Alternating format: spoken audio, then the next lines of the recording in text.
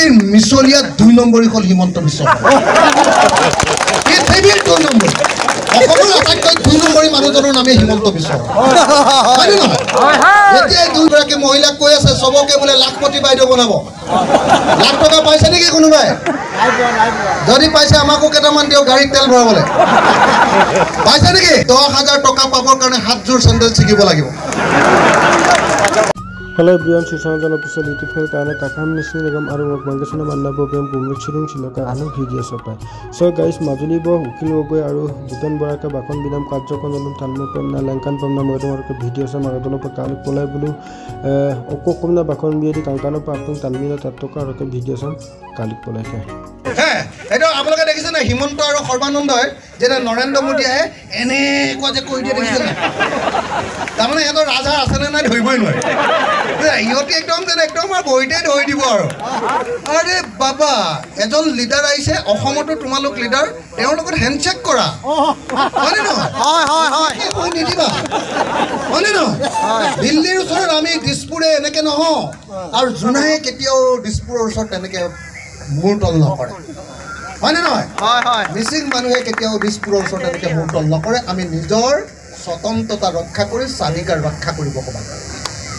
হয়নে যদি নদী বান্ধৰ বিৰোধিতা কৰিব নোৱাৰা তেতিয়াহ'লে বিজেপিৰ কৈ ভোট বিচাৰি নাহিবা ভাই হয়নে নহয় ৰণোজ পেগুৱাৰ ভূগন পেগুৰ স্পষ্ট ৰূপত ক'ব লাগে যে যদি তোমালোকে নদী বান্ধৰ বিৰোধিতা কৰিব নোৱাৰা তেতিয়াহ'লে আমাৰ ওচৰত ভোট বিচাৰি নাহিবা হয়নে আৰু সতীয় ৰাইজ আপোনালোকৰ মহিলাবিলাকক আমাৰ মহিলাবিলাকক যে কৈ আছে আমাৰ প্ৰত্যেকগৰাকী মহিলাক কৈ আছে সবকে বোলে লাখপতি বাইদেউ বনাব লাখ টকা পাইছে নেকি কোনোবাই যদি পাইছে আমাকো কেইটামান দিও গাড়ীত তেল ভৰাবলে পাইছে নেকি লাখপতি হৈছে নেকি কোনোবা হে মই আপোনালোকক কৈ দিলো লাখ কিন্তু 10,000 টকা পাবৰ কাৰণে হাতজোৰ চেণ্ডেল ছিকিব লাগিব অহা যোৱা ফৰ্মখন ফিল আপ কৰিলে ইলেকশ্যনৰ আগত ইলেকশ্যন গুচি যাব তাৰপিছত ইলেকশ্যনৰ পাছত ক'ব তহঁতৰ ফৰ্মখনত ভুল হ'ল নহয় তাৰপিছত আকৌ 26 চনৰ ইলেকশ্যন পুৱাই দিবগৈ এনেকৈ গৈ 26 চনৰ ইলেকশ্যন পুৱাই দিবগৈ হয়নে নহয় আৰু আমাৰ মোমাই হিমন্ত বিশ্ব শৰ্মাইটো কৈছিলে যে আমাৰ প্ৰত্যেকগৰাকী মানুহৰ যিমান ধাৰ আছে বেংকত বন্ধনৰ মাইক্ৰ' ফাইনেন্সৰ যিমান ধাৰ আছে সব ধাৰ মাৰি দিম বুলি কৈছিলে আপোনালোকৰ সব ধাৰবিলাক মাৰি দিলে নেকি নাই মাৰি দিলে নেকি নাই 12,500 কোটি টকা ধাৰ মাৰি দিম বুলি কৈছিলে এনেকৈ বুকুত হাত চবৰীয়া কৈছিলে বাইদেউসকল মাসকল হিমন্ত বিশ্বই কৈছিলে মোৰ মনত আছে মই জেলত চাই আছিলোঁ এইটো কথা মই জেলত টিভি চাই আছিলোঁ মই দেখিছিলোঁ হিমন্ত বিশ্বই কৈ আছিলে আইসকল আপোনালোকৰ কিমান ধাৰ আছে বোলে আমুক টকা আপোনালোকে এতিয়াৰ পৰা ধাৰ মাৰিব নালাগে ধাৰ মৰাৰ দায়িত্ব মোৰ কৈছিলে নে ধাৰ মাৰিলে নে নাই পৃথিৱীৰ মিছলীয়া 2 নম্বৰী হ'ল হিমন্ত বিশ্ব পৃথিৱীৰ 2 নম্বৰ অসমৰ আটাইতকৈ 2 নম্বৰী মানুহজনৰ নামে হিমন্ত বিশ্ব হয়নে নহয় এতিয়া 2 নম্বৰী মানুহ সব কেলেংকাৰীতে আছে উত্তৰ কাছাৰ কেলেংকাৰীত তেওঁৰ নাম আছিলে সাৰদা কেলেংকাৰীত তেওঁৰ নাম আছিলে লুই বাজাৰ কেলেংকাৰীত তেওঁৰ নাম আছিলে মানবন্ধ শৰ্মা নামৰ কংগ্ৰেছৰ মানুহজনক হত্যা কৰা গোচৰটোত তেওঁ অভিযুক্ত হৈ আছিলে এসময়ত তাৰপিছত আলফাৰ হৈ পইচা তোলা গোচৰত তেওঁ আছিলে বহুত দিন 3 মাহমান জেলত আছিলে তেওঁ কাপোৰ চাপোৰখিনি ৰাম পিটন দিছিলে পুলিচে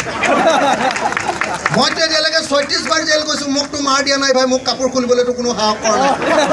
বুজিছে নাই কিন্তু হিমন্ত বিশ্বকতো ৰাম পিটন দিছিলে ভাই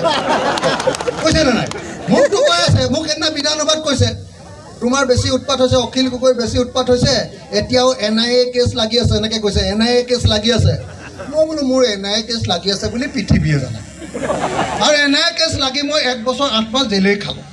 কিন্তু আপোনাৰ উত্তৰ কাছাৰ কেলেংকাৰীটো ক'ত গ'ল আপোনাৰ সাৰদা কেলেংকাৰীটো ক'ত গ'ল হয় আপুনিতো মন্ত্ৰী হৈ এটাকে এনে কেলেংকাৰীবিলাক লুকুৱাই আছে হয়নে নহয় ভূপেন্দ্ৰ গালি এটা খায় এডোখৰ কংগ্ৰেছৰ দিনতে এইকেইটা কেছ নাইকিয়া কৰিছে তেওঁ কংগ্ৰেছৰ দিনত লুটি পুটি খালে এতিয়া কৈছে কংগ্ৰেছ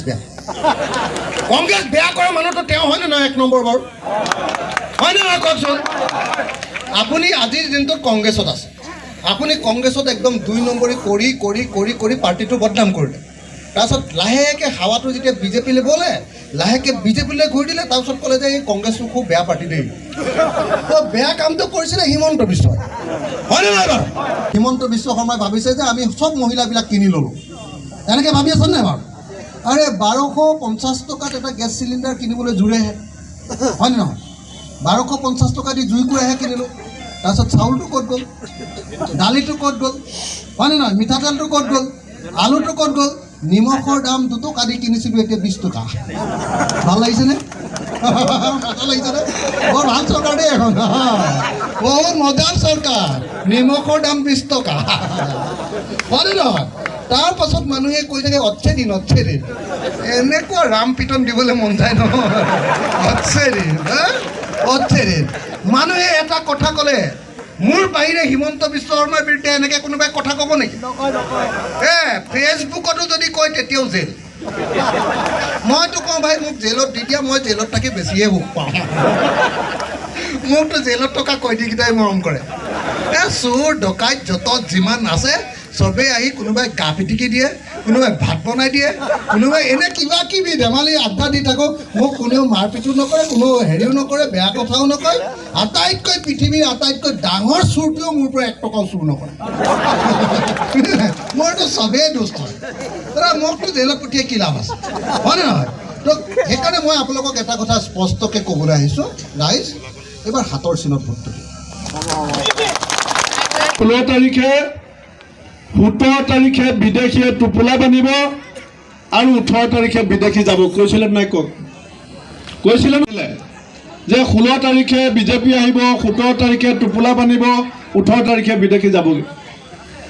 মোদী ডাঙৰীয়াৰ এটা হিন্দী ভাষণ মই আপোনাক মনত পেলাই দিব বিচাৰিছোঁ হিন্দীত তেখেতে ভাষণ দিছিলে গোটেই জেগাবিলাকত ভাই অ' বহনো বন্ধ কয় ভাই বহনো বুলি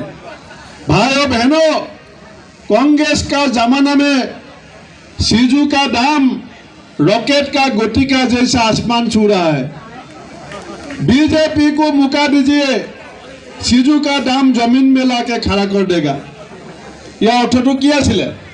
যে কংগ্ৰেছৰ দিনত বয় বস্তুৰ দাম আকাশত লাগিছে বিজেপিক ভোট দিয়ক বস্তুৰ দাম মাটিত নমাই দিম আৰু এতিয়া কি কৰিছে এফালে 1200 টকা অৰুণোদয় 5 কেজি চাউল আৰু আমি কংগ্ৰেছে যেটো সিলিন্ডাৰ 420 টকা দিছিলো সেই সিলিন্ডাৰ দাম হৈ গল 1100 টকা দালিৰ দাম দুগুণ আলু গুটিৰ দাম দুগুণ পিয়াজৰ দাম দুগুণ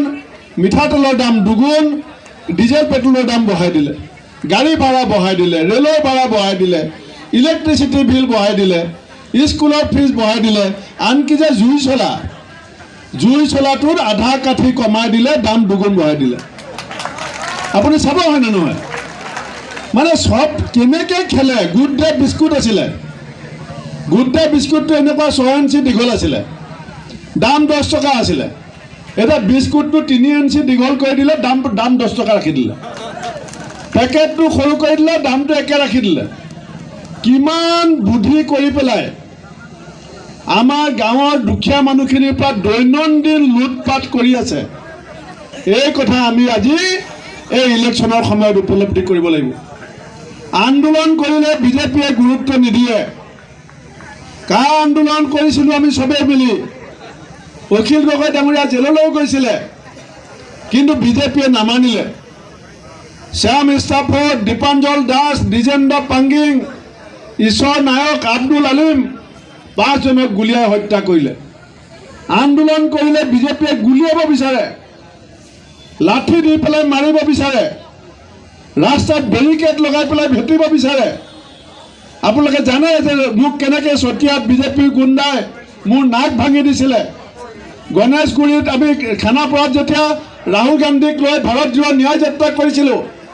আমি 3খন বেৰিকেড ভাঙি পেলাই ওলাবলগীয়া হৈছিলে তেওঁলোকে আন্দোলন কৰিবলৈ নিদিয়ে আমি কি কৰিম গণতন্ত্ৰত আমাৰ ৰাইজৰ হাতত এতিয়া ক্ষমতা আহি আছে আমাৰ মানুহৰ হাতত ক্ষমতা আহি আছে আজি 6 এপ্ৰিল 19 এপ্ৰিলত ভোট হ'ব 19 এপ্ৰিলত আপুনিয়ে মই মিলি আমি সকলো মানুহ মিলি বিজেপিৰ প্ৰধানমন্ত্ৰী নৰেন্দ্ৰ মোদী ডাঙৰীয়াক আমি চকীৰ পৰা থিয় কৰাই দিব পাৰোঁ, প্ৰধানমন্ত্ৰী চকীৰ পৰা থিয় কৰাই দিব পাৰোঁ। আমি নিজৰ পচন্দৰ মতে প্ৰধানমন্ত্ৰী আমি 19 তাৰিখে বনোৱাৰ সিদ্ধান্ত ল'ব পাৰোঁ। আমাৰ যেতিয়া চাৰিওফালে বিভিন্ন সমস্যা চলি আছে, আজি অংগনবাদীসকলে আন্দোলন কৰি আছে, আশা কৰ্মীয়ে আন্দোলন কৰি আছে, ভেঞ্চাৰ স্কুলৰ শিক্ষকে পেটত গামোচা মাৰি স্কুললৈ অহা যোৱা কৰি আছে, ৰান্ধনীসকলৰ দৰমহা নাই, টেটৰ শিক্ষকৰ পইচা নাই, মাষ্টৰক তেওঁলোকে টিউটৰ বনাইছে, কৰ্মচাৰীসকলে অল্ড পেঞ্চন আঁচনি বিচাৰি আছে। এইবিলাক কথা তেওঁলোকে গুৰুত্ব নিদিয়ে।